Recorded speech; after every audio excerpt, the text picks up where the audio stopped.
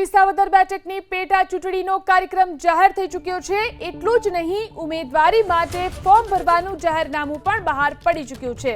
ત્યારે શરૂઆતના દિવસોમાં બંને બેઠકોમાંથી એક પણ બેઠક ઉપર કોઈ પણ ઉમેદવારે ઉમેદવારી નોંધાવી નથી। ખાસ કરીને વિસાવદરની બેઠક પર ત્રિકોણીય જંગ નિશ્ચિત છે અને આમ આદમી પાર્ટીએ ગોપાલ ઇટાલિયાના રૂપમાં ઉમેદવાર પહેલેથી જ જાહેર કરી દીધા છે। ભાજપ અને કોંગ્રેસે આ બંને બેઠકો માટે ઉમેદવારની શોધ શરૂ કરી છે।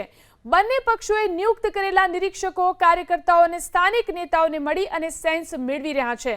તો બીજી તરફ ભાજપની પાર્લામેન્ટ બોર્ડની બેઠક ગુરુવારે મળે તેવી શક્યતા છે અને બેઠકમાં બંને બેઠકો માટેના ઉમેદવારના નામની પેનલ પ્રદેશ કક્ષાએથી નક્કી કરવામાં આવશે।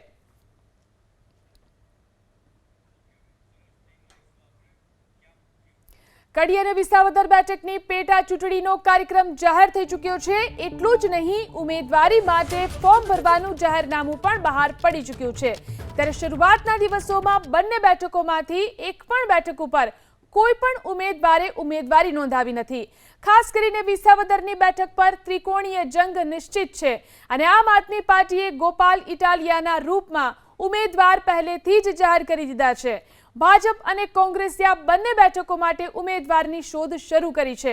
બંને પક્ષોએ નિયુક્ત કરેલા નિરીક્ષકો, કાર્યકર્તાઓ અને સ્થાનિક નેતાઓને મળી અને સેન્સ મેળવી રહ્યા છે।